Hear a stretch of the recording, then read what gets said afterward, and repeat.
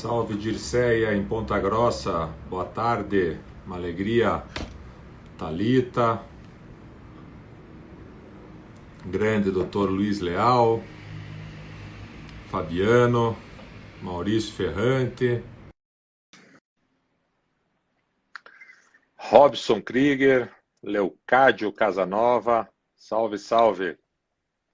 Estamos conectando e recebendo hoje, para nossa imensa alegria, a professora, advogada, Marion Bá. Uma satisfação enorme.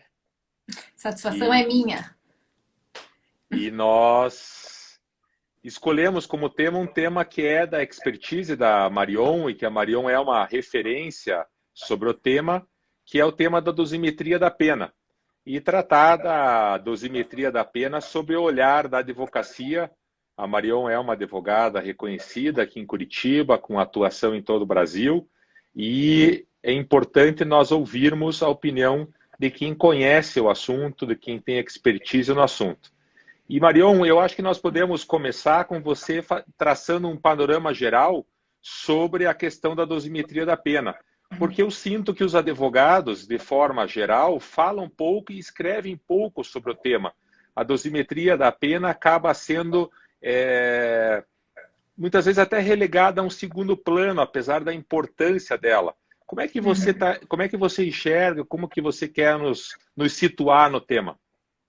Quero agradecer, antes de mais nada, Marlos, tá aqui na sua presença. O Marlos é um excelente advogado, mas mais do que isso, um amigo muito generoso, sempre de braços abertos aí comigo e também com todos os nossos colegas. Muito obrigada, Marlos, por estar aqui, enfim, dividindo esse espaço.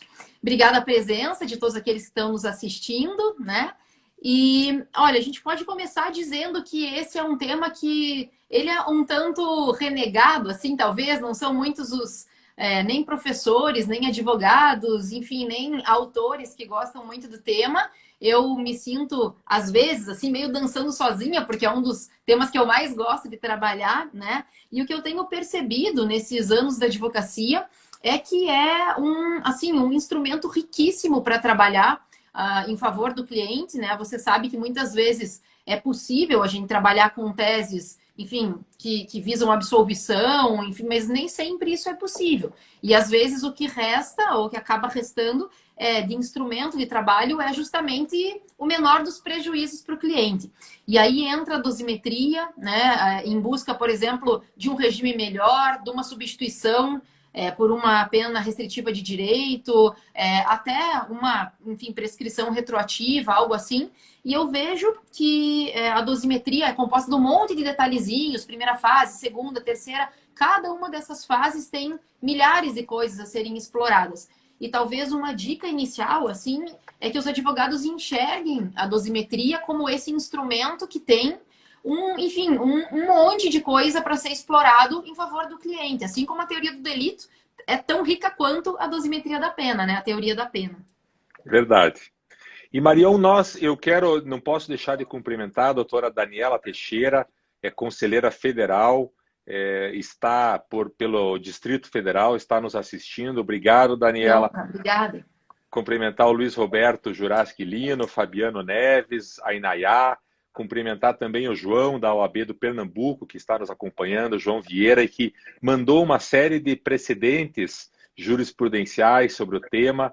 A honra é nossa, doutora Daniela. Muito obrigado. Moacir Correia, grande amigo, fraterno da Marion, meu amigo também.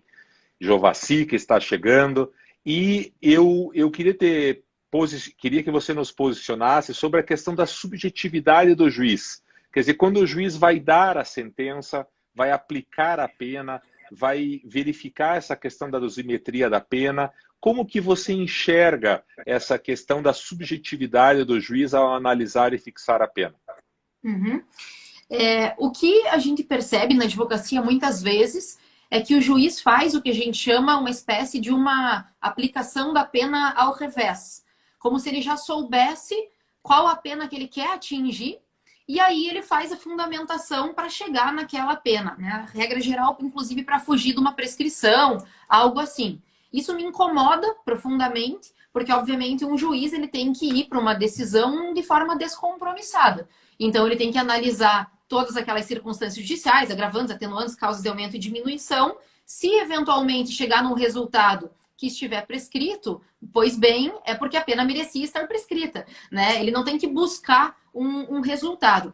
E, infelizmente, a dosimetria permite esse tipo de comportamento porque ela tem uma série de subjetividades. Primeiro, vamos dizer assim, a mesma coisa, Marlos, pode ser analisada por um juiz ou por outro de formas diferentes. Aqui vou dar alguns exemplos que parecem uma brincadeira, mas não é tão brincadeira assim. Eu sempre falo para os meus alunos brincando. Vocês acham que alguém que comete um crime, por exemplo, por ciúme, isso é algo neutro? Isso é algo que é favorável ao réu, porque afinal de contas, enfim, ciúme, ou será que é desfavorável ao réu? Eu sempre brinco com esse exemplo, dizendo que depende, por exemplo, do signo do julgador. Porque se for um juiz, por exemplo, escorpião, provavelmente ele vai entender isso como uma atenuante, dizendo, meu Deus, dói dentro da gente, o ciúme corrói, enfim, eu entendo, vou diminuir a pena do sujeito. Se eventualmente for alguém desencanado, sem nada de ciúme, essa pessoa vai pensar, pelo amor de Deus, como é que me faz um crime por ciúme? Então tem uma subjetividade nesse sentido, né, que realmente depende da carga emocional, de toda a carga, enfim, do juiz, e isso cabe dentro da dosimetria. E outra coisa também que eu acho bem legal, tenho pensado e tenho trabalhado, e acho que isso é uma dica legal para quem está nos assistindo, para trabalhar com as decisões, enfim, para recorrer de eventual decisão, que é o seguinte. Um juiz, ele tem a habilidade, assim como você, Marlos, tem, assim como a maioria das pessoas que trabalham com direito tem, ele tem a retórica que ele consegue, dentro de uma decisão, tornar algo aparentemente legítimo. Vou te dar um exemplo. Imagina que ele está julgando um homicídio. E aí a vítima é uma criança, né? Aí ele vai dizer assim, ó, aumento a pena, porque a circunstância é gravíssima, já que no começo da vida, a vida foi ceifada, era uma criança, tinha a vida toda pela frente. Depois ele analisa um homicídio de um adulto. E ele diz assim, pois veja, aqui é gravíssimo porque foi na flor da idade, bem quando estava casando para ter filhos, a esposa programando para ter filhos, é gravíssimo. Ou aí a vítima é um idoso, e aí o juiz vem e diz, pois é gravíssimo. Depois da vida toda ainda acaba morrendo dessa forma, idoso, enfim. Você analisando separadamente cada uma dessas decisões, acaba que o advogado engole aquilo com farinha, porque é sustentável cada um desses pontos de vista. Mas o juiz tem que ter uma coerência que ou ele acha gravíssimo matar uma criança, ou um jovem, ou um idoso. Porque senão a pergunta é, quando que ele não vai aumentar essa pena? E um advogado só consegue recorrer e enfrentar uma decisão assim se ele pegar o conjunto de decisões desse juiz. Então, ele não vai poder recorrer com base na decisão que veio para ele, advogado. Ele vai ter que pegar outras decisões e dizer assim, excelência, eu estou recorrendo ou embargando com a base na minha decisão e em outras que você já proferiu em casos semelhantes e gostaria que você me informasse se você acha que, afinal de contas, matar uma criança, um jovem ou um idoso é mais grave. Tem N exemplos disso, né? Então, por exemplo, tem juiz que aumenta a pena porque foi durante a madrugada, quando todos estavam descansando e, portanto, o sujeito se aproveitou do momento. Aí o mesmo juiz aumenta a pena porque foi durante o dia, no meio de todo mundo, audacioso. Mas então é de dia ou é de noite, entende? Mas isso são argumentos palatáveis, que só são enfrentáveis de um conjunto de decisões. Então isso é algo que eu venho pensando muito e acho que os advogados deveriam trabalhar mais nesse sentido. E aprofundando esse ponto e tratando da questão da personalidade, dos antecedentes e da conduta social de cada réu, que nesse momento está sendo sentenciado, o juiz pode fazer uma análise da personalidade, dos antecedentes e da conduta social? Tem uma discussão sobre isso, não tem, Marion? Sim, sim. Tem uma discussão e boa parte dos advogados e vários autores, enfim, super respeitados, o professor Jorê Cirino, Saulo de Carvalho, entendem que isso seria uma violação, né, a um direito penal de autor, ou seja, que se estaria punindo o sujeito pelo que ele é e não pelo que ele fez. E aqui eu vou meio contrária a essa posição, talvez pareça até um pouco desfavorável à advocacia, mas vou explicar por quê e de que maneira que eu acho que isso pode ser explorado, né? Existe um princípio constitucional que diz que se deve individualizar a pena.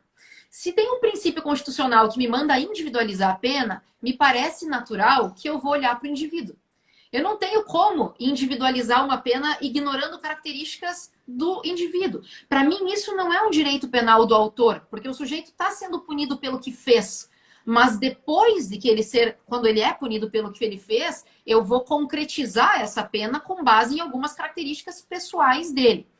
O que, Marlos, eu acho que seria uma violação a um direito penal de autor, e é uma discussão bem legal, que esses dias eu me deparei com uma decisão na STJ, eles discutindo se podia ou não traçar aumentos de pena pela personalidade de um réu por conta das tatuagens que ele tinha no corpo. Olha que interessante. Então, o cara tinha várias tatuagens, enfim, de palhaço, de morte, enfim, de policial, ou uma suástica, enfim, o cara tinha uma série de tatuagens vida louca no pescoço, esse tipo de coisa. E isso estava descrito lá no processo, tinha fotos dele. E aí o STJ disse, e agora? Eu posso analisar a personalidade com base nas tatuagens que ele tem no corpo? Aí sim, eu acho que é um direito penal de autor.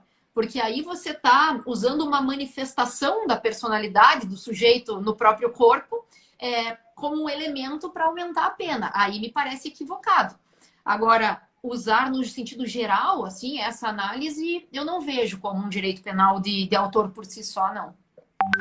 Nós temos aqui a contribuição, Marion, concordando com você, do Dr. Gabriel Gazebo, que é juiz em Clevelândia. Um abraço forte, Dr. Gabriel.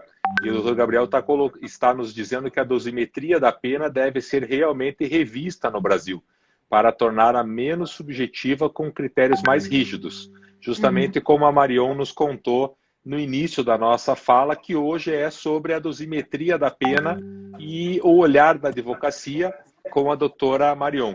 Prossegue o Gabriel, o Dr. Gabriel de Clevelândia. Qualquer juiz que aumente a pena com base na personalidade ou conduta social será reformada pelo Tribunal de Justiça, que é justo esse o ponto que a Marion está nos trazendo nesse momento, que é o momento a questão da personalidade e da conduta social dos réus. Então, o Gabriel está concordando com a Marion. Não posso deixar de cumprimentar o Dr. Guilherme Meroli, de Florianópolis, que está conosco. A doutora Paula Bico está mandando um abraço forte para você, Marion. Dr. Gustavo Arnes, do Congresso da Felicidade, está presente conosco. Esse ano totalmente online, será o Congresso. Dr. Samuel Ebel e Rodrigo Sandenberg. É uma alegria ter todos vocês aqui, comigo e com a Marion. Marion está nos dando, verdade, está nos dando uma grande aula sobre a dosimetria da pena. E aí, Marion, tem um assunto interessante que é a questão dos antecedentes. Os antecedentes têm um limite temporal para os antecedentes, Marion? Essa é uma discussão também, me parece que já passou da hora da gente travar.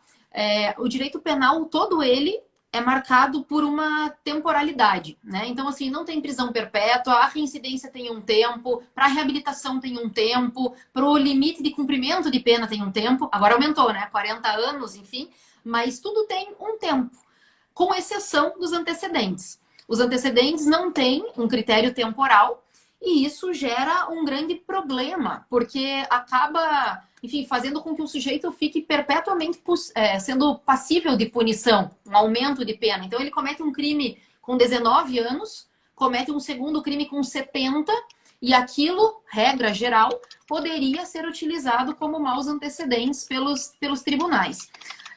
Recentemente, por conta do ganho de força do direito ao esquecimento, né, uma teoria que nem é do direito penal, mas a gente vem utilizando agora no direito penal, isso passou a ser questionado. Eles passaram a dizer, olha, o sujeito tem direito, e eu concordo muito com isso, Marlos, imagino que você deve concordar comigo também. O princípio de dignidade da pessoa humana, uma das coisas mais fortes é dar a alguém o direito à esperança, ou o direito ao recomeço.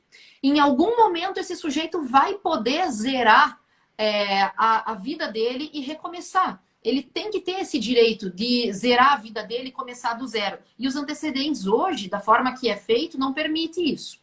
Tem uma boa notícia que no STF já tem um voto isolado, né, do Gilmar Mendes, nesse sentido, dizendo que não deveria se considerar antecedentes anteriores a 5 anos, anteriores ao prazo da reincidência.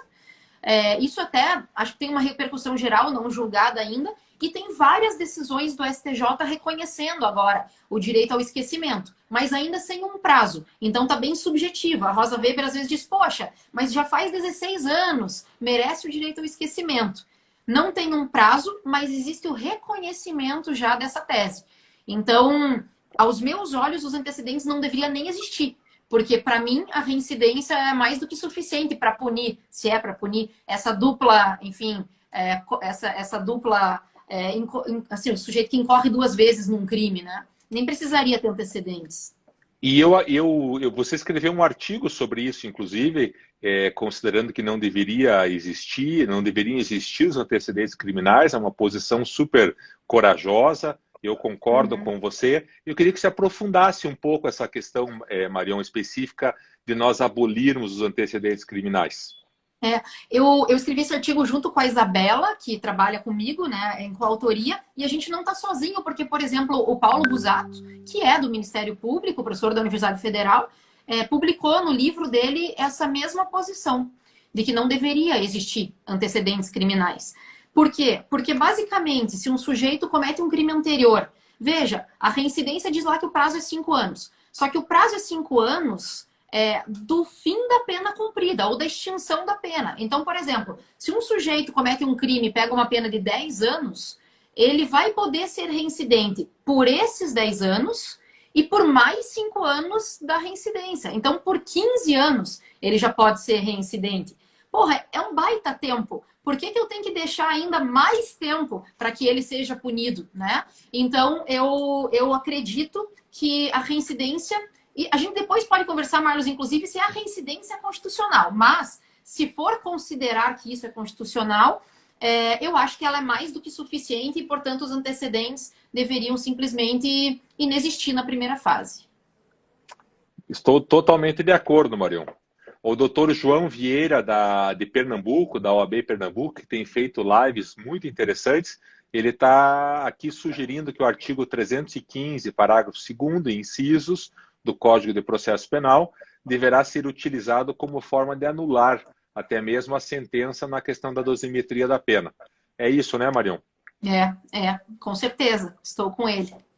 E nós estamos aqui com o Tiago Thanos, de São Paulo, nos assistindo, com o doutor João Rafael de Oliveira, a doutora Ana Carolina Morozovski, juíza federal, obrigado pela sua presença, uma especialista em direito à saúde, doutor Tiago Thanos, Vargas Advocacia está dizendo que a Marião é craque na teoria geral da pena, na advocacia de forma geral também. O doutor Galdino está pedindo para deixar a live salva. Ela vai ficar salva no canal do YouTube do escritório Arnes de Oliveira e Andreasa. Vai ficar 24 horas a mais no perfil, no nosso perfil do Instagram, e depois vai ficar perenizada no canal do YouTube para quem quiser assistir. E nós entramos aí, Marião, no outro tema, porque a dosimetria da pena é um tema, como a gente disse, pouco falado, mas super interessante. Como é que fica quando a pessoa tem várias penas? Soma a pena, soma os crimes? Como é que funciona isso? E junto com esse tópico, a questão das consequências, das circunstâncias judiciais, na verdade, da consequência. Como que a gente trabalha esse tópico especificamente? Tá. Essa questão das consequências do crime é algo que tem acontecido coisas interessantes no tribunal aqui do Paraná, no TRF, enfim...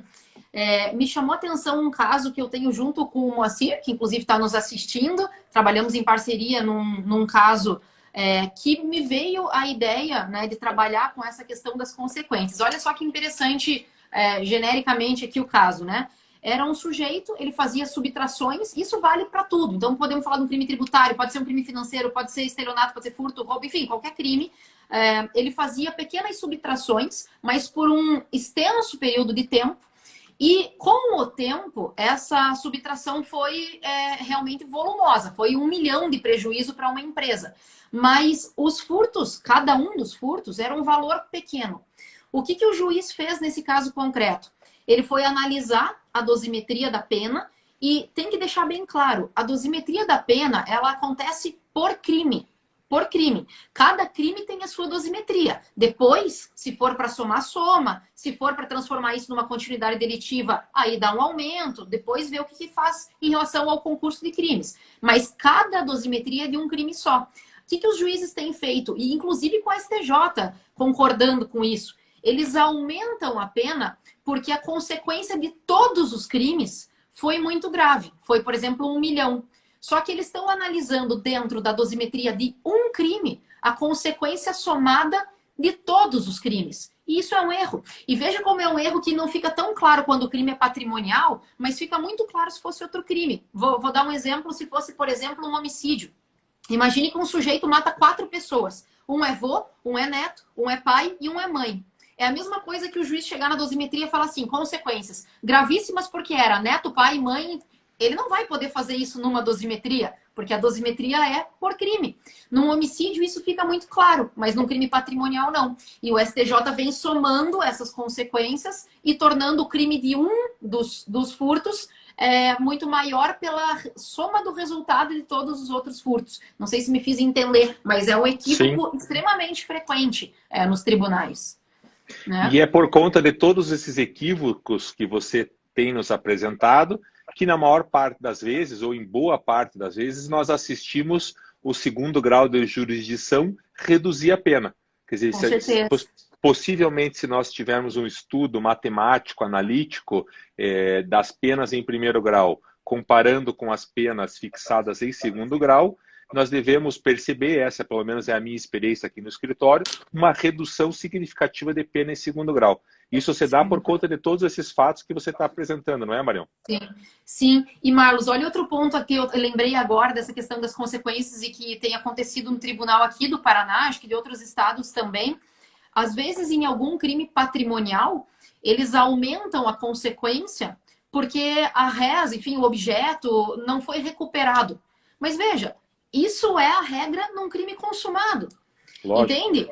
Então, o fato de não ter sido recuperado não pode incidir um aumento de pena. A pena em si de um crime consumado considera que o item não vai ser recuperado. Sabe? Por quê? Porque às vezes o item é recuperado. Então, quando não é, isso virou um aumento de pena. Não faz sentido nenhum. Também é um erro, de certa forma, frequente dos tribunais e que a advocacia aí pode e deve, né, recorrer.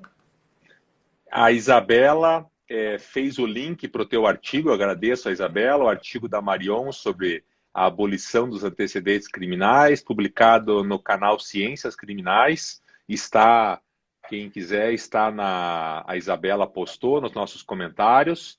Legal. Agradecer o Rafael Madi pela presença, o Rodrigo Gonçalves, que está concordando com você, dizendo que existem cerca de pelo menos 50 personalidades estudadas. Como que o juiz teria capacidade de avaliar por aí a questão da personalidade? Então, dizendo que o Código Penal precisa ser atualizado nesse ponto. O Bruno pediu a citação do artigo, a Isabela já colocou.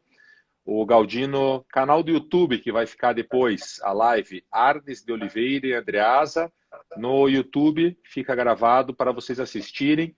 O João Vieira, de Pernambuco, está dando os parabéns para você, Marião, uma explanação muito didática.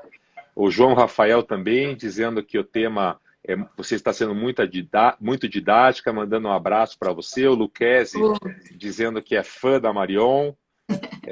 Amigos, né? Está presente a Carol Matarassade, seja sempre bem-vinda. E aí entra num ponto, Marion, que é a questão do critério matemático da dosimetria da pena. E nós, advogados, que muitos de nós fizemos direito justamente para fugir da matemática. E aí nós estamos aqui na dosimetria da pena tratando do critério matemático. Como é que funciona isso, Marion? Então, essa é uma pergunta, olha, já me fizeram algumas vezes, né? Marion, você é a favor ou contra critério matemático na dosimetria da pena? Só para esclarecer, o que muitos juízes fazem? É muito desconfortável, eu entendo isso, para um juiz, ele ter que analisar e falar assim, ó, Marlos, quanto que você dá de aumento aqui para esse cara que tem antecedentes? E você falar, acho que eu dou 1 ano. Né? Claro que parece um chute, assim, quando não tem nenhuma baliza, não tem nenhum critério. Então, o juiz tenta criar um critério para ele mesmo. E aí, regra geral, o que ele faz? Ele pega o intervalo entre o mínimo da pena e o máximo, divide por 8, já que são 8 circunstâncias judiciais, e aumenta 1/8 por circunstância. Eu sou contra o uso de critério matemático na dosimetria. Mas antes eu sempre brinco dizendo assim, ó, se o juiz for ruim, eu sou a favor. Se o juiz for bom, eu sou contra o uso de critério matemático na dosimetria. Se for um juiz bom, razoável, enfim, eu quero deixar ele livre. Se for um juiz muito punitivista, ruim, sangue no olho, eu quero amarrá-lo. Agora, academicamente falando, eu acho errado. Por quê? Veja, primeiro, quando a dosimetria quis usar critérios matemáticos, como na terceira fase, ela usou. Então, se ela não usou na primeira fase, me leva a crer que ela não quis fazer esse uso. E por que ela não quis? Porque existe um mundo a ser analisado na primeira fase. Por exemplo, uma pessoa que eu admiro imensamente, que é o Panza, que é desembargador aqui do TJ do Paraná, para mim tem um dos melhores, assim, análises de dosimetria. Eu adoro as decisões, ele é extremamente competente na dosimetria, mas ele usa o critério matemático. E uma vez eu perguntei isso para ele, eu falei, Panza, mas vamos lá. Se um sujeito tem um antecedente criminal, quanto você aumenta na pena? Ele falou, 1/8, porque eu vou considerar os antecedentes desfavoráveis. E se o sujeito tiver 10 antecedentes criminais? 1/8.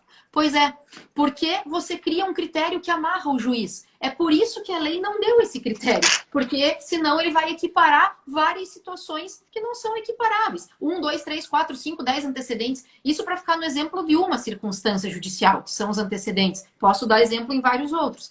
Então, me parece que não tem que ter esse critério matemático. E uma última razão, não sei se você já pensou nisso, Marlos, mas olha só como que nem matematicamente se sustenta isso. Hoje, o STF e o STJ estão pacificados que todas as circunstâncias judiciais ou mantêm neutra a pena ou elas caminham em direção ao máximo. Porque eu parto do mínimo, quando ela é favorável eu mantenho, quando ela é desfavorável eu aumento. Com exceção do comportamento da vítima. Porque o comportamento da vítima ou mantém ou diminui. Isso também está pacificado no STJ. Então, eu tenho 7 vetores, ou mantendo ou aumentando, e um vetor que mantém ou diminui. Me explica matematicamente como é que divide por 8, que é o que o mesmo STJ faz. Então, assim, isso é uma coisa que ninguém enfrenta. Várias vezes eu já embarguei, ninguém nunca me respondeu. Enfim, então também fica uma provocação dizendo que nem matematicamente se sustenta esse critério, né? É verdade, é verdade. E outra questão muito complicada, Marion, especialmente hoje, nesses maxi processos, com uma enormidade de réus em cada um dos processos, nós temos uma dificuldade enorme na dosimetria dos coautores. Como que você está enxergando isso? Como que está o movimento nesse ponto da dosimetria dos coautores nesses processos tão gigantescos que nós estamos enfrentando hoje? Porque quando o Código Penal, na década de 40, começou a ser utilizado, nós tínhamos um processo que possivelmente, no máximo, talvez 3 ou 4 pessoas, não se falava em maxi processos. Mas hoje, em especial para quem atua nas operações da Polícia Federal, seja na Justiça Federal ou seja na Justiça Estadual, com o GAECO, nós temos aí comumente ações com mais de 20 réus. Como que isso chega na dosimetria da pena e como que se resolve com desmembramentos e com toda a situação processual que dificulta enorme essa questão da dosimetria? Essa pergunta é uma pergunta muito legal e também espero de alguma forma, quem sabe, fazer acender alguma luzinha assim dentro da cabeça, principalmente dos advogados que estão nos assistindo e que talvez já tenham se deparado com essa situação. A dosimetria da pena, ela sempre, ela é baseada em circunstâncias relativas ao autor, por exemplo, personalidade, conduta social, motivo, enfim, vários antecedentes, reincidência, né? Várias coisas que são relativas ao autor do crime e várias coisas relativas ao fato, como, por exemplo, circunstâncias, consequências, comportamento da vítima. Isso diz respeito ao fato em si. Então, quando a gente tem coautores, ou uma pluralidade muito grande de coautores, enfim, com desmembramento, o que a gente tem de regra praticamente em todos os julgamentos até hoje? Os tribunais dizem assim, ó, a dosimetria é subjetiva, o juiz vai analisar réu a réu e tal. O juiz vai analisar réu a réu, só que ele tem que considerar que ele está analisando o mesmo fato. Porque, Marlos, não faz sentido, por exemplo, que o TJ do Paraná analise Marion e Marlos. Os dois juntos cometeram, por exemplo, um crime X. Aí desmembram esse processo. Marion é julgado por um juiz, Marlos por outro, ou enfim, pelo mesmo juiz, mas em momentos diferentes.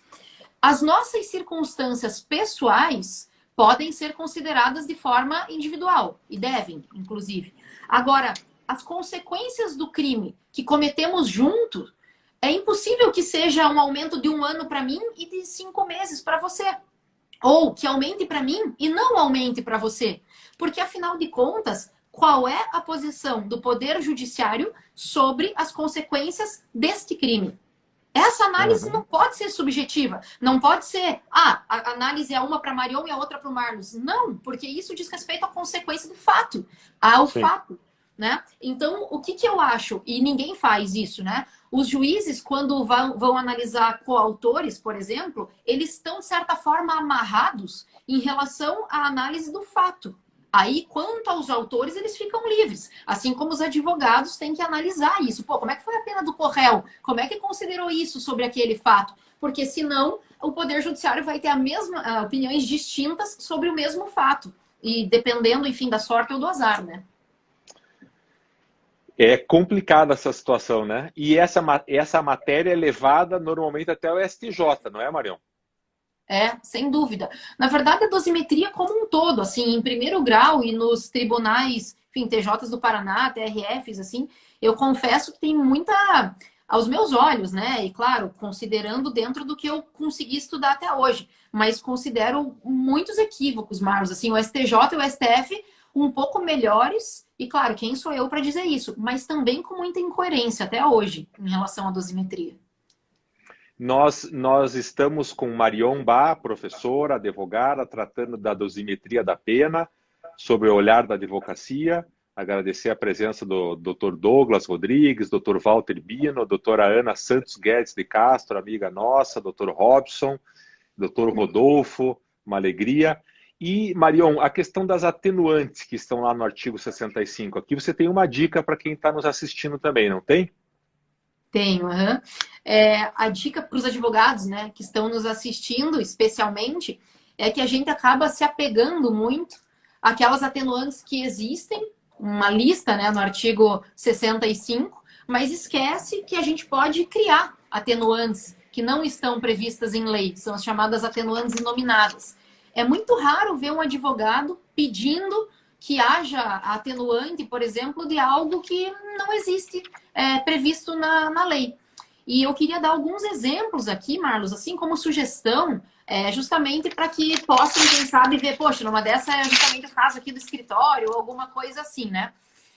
Existem 2 casos bem frequentes no TJ do Rio Grande do Sul de atenuantes inominadas.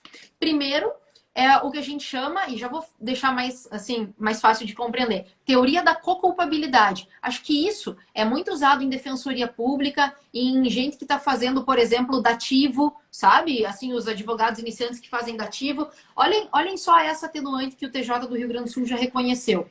Para réus que são, por exemplo, de famílias muito simples, que não tiveram muitas oportunidades de estudo, de trabalho, a mãe do sujeito morreu na fila do SUS e assim por diante, e aí o sujeito se mete no tráfico, por exemplo. O tribunal não pode simplesmente absolver esse sujeito, dizendo que, enfim, ele não podia agir de outra forma, porque existem N outros problemas, N outras pessoas que têm problemas parecidos e que não cometem o crime. Então, não é uma inegibilidade de conduta diversa capaz de absolver a pessoa. Mas o Tribunal do Rio Grande do Sul disse assim, olha, eu vou reconhecer que eu também falhei com você. Você falhou, mas eu também falhei. Eu virei as costas para você, não te dei educação, não te dei chance de trabalho, de estudo, virei as costas para a saúde da tua mãe. Então vamos fazer o seguinte, eu te puno, mas eu diminuo a tua pena. Porque eu reconheço que falhei com você enquanto Estado. Isso não está escrito na lei, nem nunca estaria. Mas é algo que pode ser aplicado, e alguém está comentando ali que é do Zaffaroni. O Zaffaroni fala muito isso. E o Tribunal do Rio Grande do Sul já reconheceu. Esse é um exemplo de atenuante nominada. E o outro, Marlos, que eu acho muito legal também, mistura um pouco a discussão de direito penal material com direito processual penal, que é o seguinte, e aí você pode dizer de carteirinha, né? Muitas vezes o processo em si já é uma pena. O processo em si já é uma pena. O sujeito, ele tá lá, ele gasta com advogado, ele, enfim, tem toda uma pecha social, porque ele ser réu já é pejorativo. Não precisa ser condenado, ele ser réu já é pejorativo. Ele tem que decidir o destino da família dele, se vai ter filho agora, se não vai ter, sem saber se o processo vai terminar, vai ter condenação, vai ter absolvição, quanto tempo vai demorar, enfim. Então, se o processo em si já é uma pena, este processo muito longo é uma pena longa. E, portanto, todas as vezes que o processo demora demais e não é culpa do próprio réu, claro, se ele sai aí arrolando testemunha no Piauí, assim por diante, não, isso não vale. Mas se não é culpa do réu e o processo demorou demais, o advogado pode pedir uma diminuição de pena pelo tempo que esse sujeito ficou com a espada prestes a cair sobre sua cabeça e sem saber o que ia acontecer. Então, a gente pede uma diminuição na pena, que é uma matéria de direito material, por conta de uma violação da duração razoável do processo, que é um princípio processual. Eu acho sensacional essa ideia também. E já foi acatada várias vezes em tribunais, então também fica essa sugestão. E justamente o doutor Leonardo Debem está mencionando que os juízes não lembram, ou, na verdade, os próprios advogados acabam não lembrando da existência do artigo 66, que é o que prevê justamente essa sugestão, essa dica que você está nos dando. Doutor Beno Brandão está mandando um abraço para você. E o Leonardo Debem, fica a dica para quem está assistindo a live, e eu quero contar ao Leonardo que ainda hoje, Leonardo, nós estávamos discutindo, eu e o doutor João Rafael de Oliveira, um material que você produziu sobre o acordo de não persecução. Muito legal. Depois, se você puder disponibilizar esse material, quem sabe num link aqui na própria live, o pessoal já aproveita e isso já fica registrado. Obrigado, Beno, pelos elogios. Você é um amigo realmente fraterno. Agradecer também a presença da Chica Cioli, da Bibiana, do Robson Gradovski, advogado no litoral do Paraná. E eu quero ir para outro tema muito interessante, Marion, e que você está nos ensinando muito hoje, sobre a questão da confissão. Por que diminui a pena quando o réu confessa?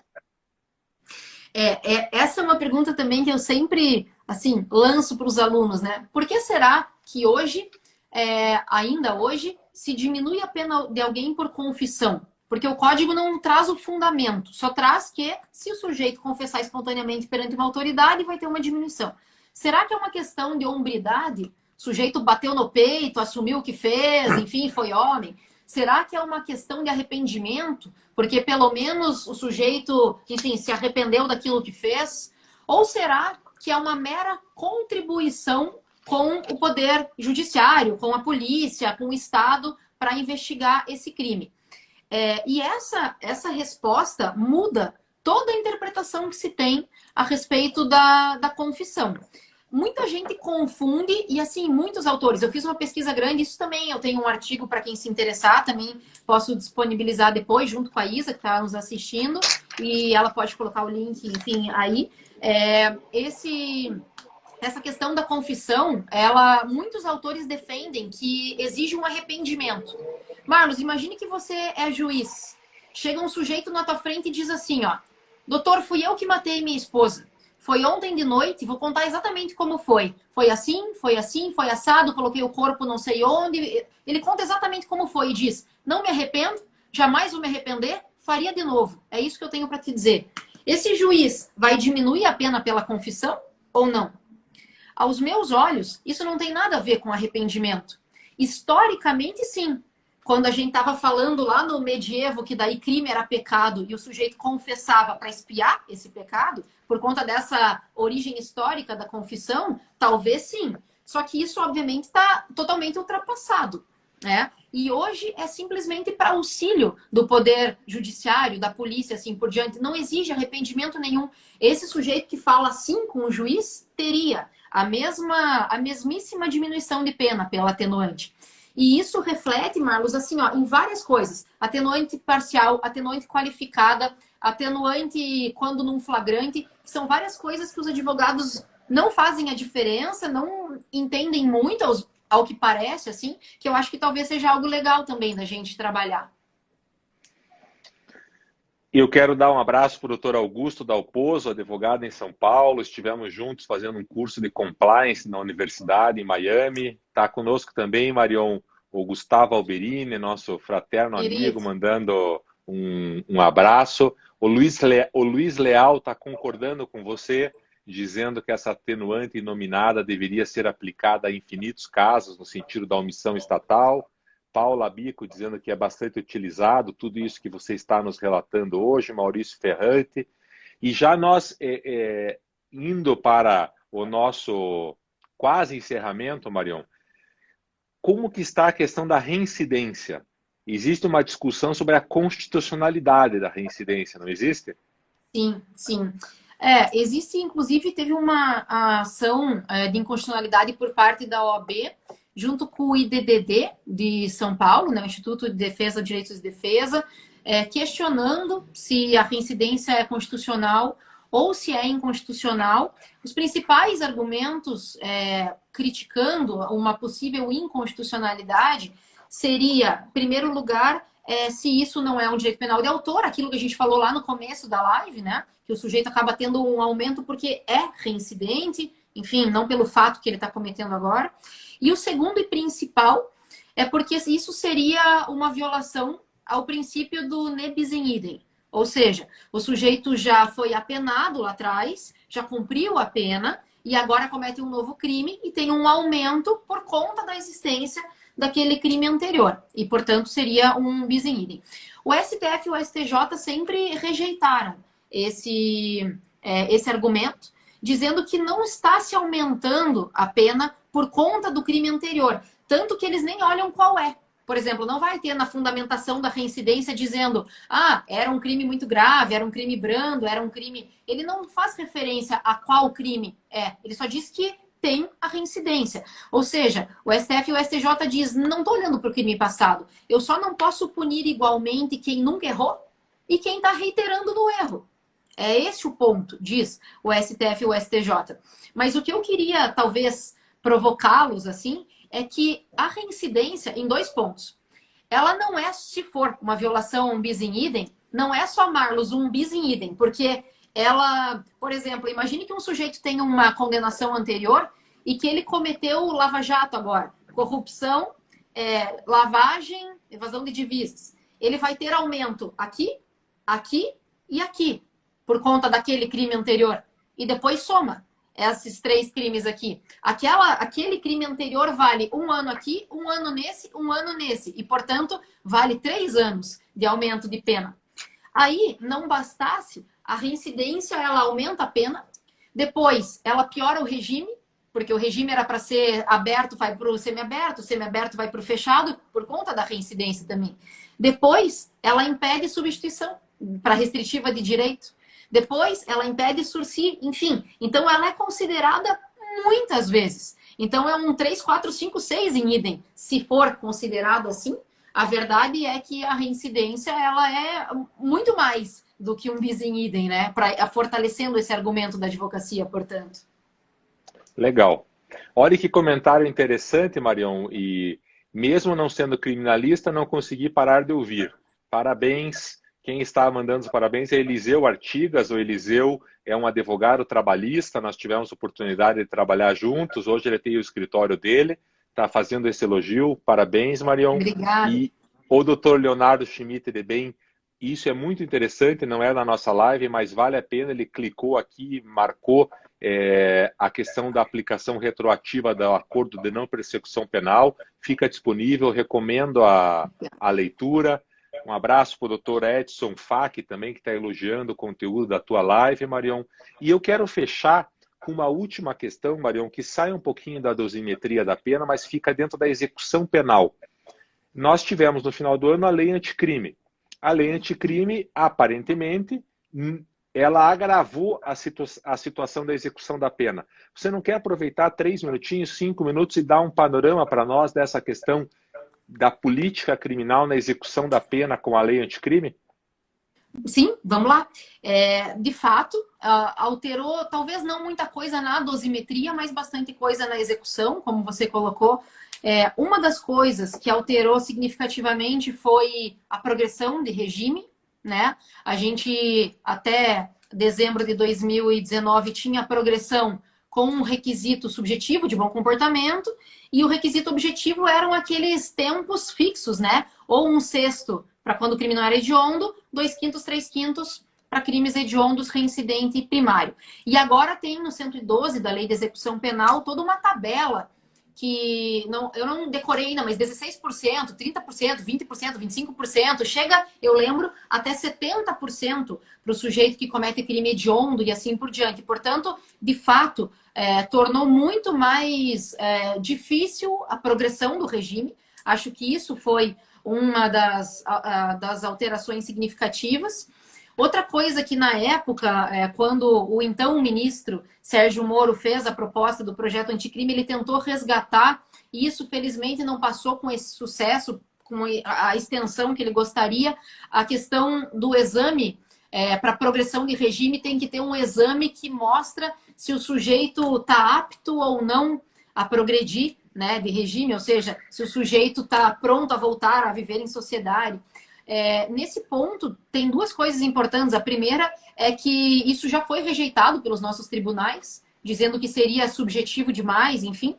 E o próprio Conselho de Psicologia, Marlos, já se manifestou dizendo não existe esse exame que vocês juristas estão querendo colocar. Isso é um exame de adivinhação. Isso não é científico, não tem como a gente fazer essa projeção que vocês estão buscando. Foi uma das coisas que tentaram reinserir com esse projeto anticrime e felizmente acabou não passando, né, nesses moldes. E a última coisa também é que, também na proposta do ministro Sérgio Moro, ele tentou resgatar algo que já está bastante superado. Aí sim tem a ver, Marlos, inclusive com a questão da individualização da pena, que eram aqueles cumprimentos em regime integral fechado, enfim, sem possibilidade de progressão, né? Isso o Supremo já se manifestou várias vezes, inclusive, que é inconstitucional. E por uma razão muito simples, que eu acho que tem muito a ver com tudo que a gente está conversando aqui hoje. O princípio da individualização da pena, ele é feito por momentos. Tem um primeiro momento que é o legislativo, que sem conhecer nenhum caso em concreto, pensa na individualização dessas sanções. Depois vem o Poder Judiciário que individualiza. Através do quê? Através da dosimetria. Que é exatamente isso que a gente está falando hoje, é a concretização da individualização da pena pelo Poder Judiciário. E o terceiro momento de individualização é justamente na execução. Se você violar qualquer tipo de coisa, se você falar assim, juiz, a pena é fixa, a partir de hoje é o seguinte, corrupção é pena 10 anos, ponto. Você tira as duas etapas seguintes da individualização. O juiz não vai conseguir individualizar e também a execução não vai, né? E o que o Moro tentou fazer foi justamente meio que aniquilar essa individualização da pena na terceira etapa, que é a de execução penal. Mas, felizmente, também isso acabou não passando desta forma. Ficamos no 70%, mas não no integral fechado, pelo menos, né? O Edson Fachin, Marião, faz aqui um apontamento. E a questão da reincidência em crime hediondo e a necessidade de ser específica para incidir os 3/5, agora, então, são 60%? Ele complementou. E aí ele complementa, ainda mais agora com a lei anticrime, onde foi revogado o artigo 2º, parágrafo 2º da 8.072, que é a lei dos crimes hediondos, e alterado o 112. Eu acho que eu entendi a pergunta dele. É que, assim, antigamente, progredia-se no crime hediondo, progredia-se em 2/5 se o sujeito era primário e 3/5 se o sujeito era reincidente. Mas nunca se exigiu que essa reincidência fosse em crime hediondo. Então, você podia ter cometido, por exemplo, um acidente de trânsito. Entendeu? Podia ter um crime ambiental e depois um crime hediondo e você pegava o 3 quintos. Eu acho que o Edson está fazendo a crítica de que essa reincidência tinha que ser específica em hediondo para que o aumento fosse maior. Mas, a princípio, Edson, me parece que eles vão manter esse entendimento anterior de que é a mera reincidência. Eles não fazem, enfim, específico em crimes hediondos. Então, penso que vai seguir a mesma lógica anterior, né? Legal. Nós encerramos agradecendo muito a Marion, fazendo um convite a todos que estão nos acompanhando. A Marion está nas redes sociais, Marion Bach, escreve B-A-C-H. A Marion está em todos os canais, são canais muito interessantes, vale a pena vocês participarem, interagirem. Faço uma recomendação que é fora da área jurídica. A Marion tem contos e causos e crônicas muito interessantes que ela tem publicado no Facebook, pelo menos é onde eu leio. A Marion também é conselheira seccional da OAB, tem defendido aí a luta dos advogados criminalistas também perante a OAB. E eu queria muito te agradecer, Marion, especialmente um conteúdo com profundidade, um conteúdo difícil, um conteúdo que nós, advogados, utilizamos, precisamos utilizar melhor. Então, os teus esclarecimentos foram muito legais. Queria deixar um espaço para você se despedir. Eu que agradeço, Marlos, um prazer. Assim, agradeço imensamente a paciência aí de todos que estão nos ouvindo, porque esse tema da dosimetria, olha, por mais que a gente se esforce para deixar mais prático, para deixar exemplos do dia a dia, é bastante difícil porque é um tema essencialmente dogmático e técnico, assim, mas espero que em algum ponto tenha sido útil para quem esteja nos ouvindo. Então, agradeço, Marlos, o convite, a oportunidade de estar dividindo o espaço. É sempre uma honra estar ao seu lado. E também agradecer a todos os queridos amigos que estão nos assistindo aí. Talvez a paciência venha daí, né? Venha da amizade que nutrem por mim, porque tem muitos queridos amigos assistindo. Agradeço imensamente. Agradecer a presença da Thaís Radlich, do Dr. Ivan Navarro Zonta, Dr. Inayá Botelho, e em cima dos contos da Marion, para deixar vocês curiosos, o Dr. Beno Brandão está autorizando a doutora Marion a comer as frutas agora. Mas para vocês entenderem, vocês precisam ir lá ler o último caos que a Marion nos contou. E também fica o meu convite para vocês participarem também das minhas redes sociais, Marlos Arnes, e assistirem e compartilharem depois a nossa live, que estará disponível no canal do YouTube Arnes de Oliveira e Andreasa. Semana que vem, o spoiler com vocês, traremos o Dr. Gustavo Alberini com investigação defensiva, amigo meu, amigo da Marion, e que defendeu a dissertação de mestrado com a investigação defensiva. Aguardo vocês quarta-feira próxima, às 17 horas. Imperdível, como diz a Marion. Obrigado, Marion. Um abraço para todo mundo. Obrigada, um beijão para todo mundo. Tchau, tchau. Tchau.